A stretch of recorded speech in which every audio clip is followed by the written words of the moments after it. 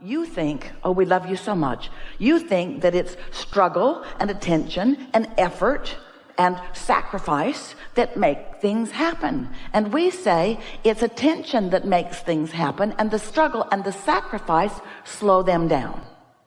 So it doesn't matter how you got to the place of associating success with hardship. Doesn't matter how you got there. Just get over it. Path of least resistance means I, in this moment in my human body, am allowing the resources of the universe to flow through me and to me for the attraction and creation of things that matter to me. And that is allowing universal energy, universal forces. It would be like, this is a scanty analogy, but when you get into your automobile to move from one place to another, you don't feel obligated or required. You have no urge at all to become part of the engine. Here's your seat. No, I'm going to get under the hood. Why? I'm going to do my part. I'm going to pull with the belts, and I'm going to pistonize the pistons.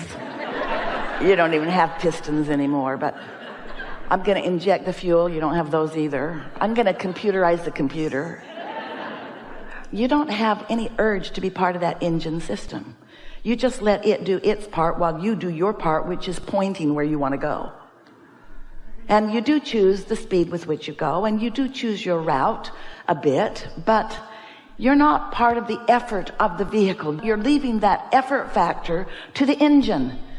You're leaving that effort factor to the engineer that created the engine. And maybe you're the engineer that created the engine, in which case we apologize for everything we just said. But you get the point. You are a pointer. You are a decider and a pointer and an allower.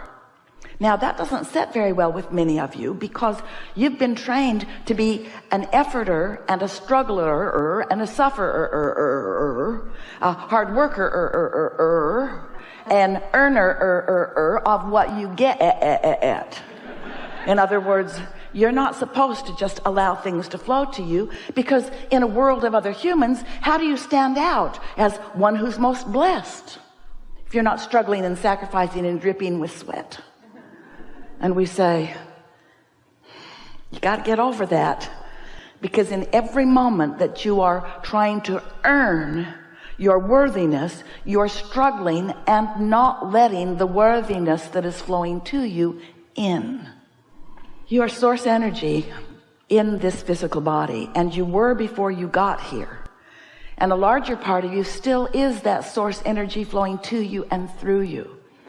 And we could talk all day long, and tomorrow and the next day and the next day, just in offering words to help you to come closer to accepting the continuity of you.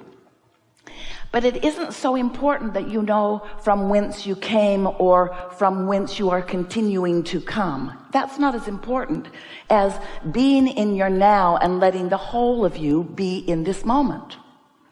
Because when you are observing this moment in time, or contemplating anything in any moment in time from the fullness or the wholeness of who you are, then you are feeling that wow of aliveness and fullness and satisfaction and wholeness and what you want to call productivity, perhaps. We want you to come with us today in an awareness that the productivity that you seek, Esther's such a practical girl. She wants the practical aspects of life. She and Jerry, especially Jerry, were asking us all along, what are the practical applications? How can I know about these laws of the universe? And how can I find a way to apply them in practical ways to get practical results? How can I understand this so that it's meaningful in my specific life?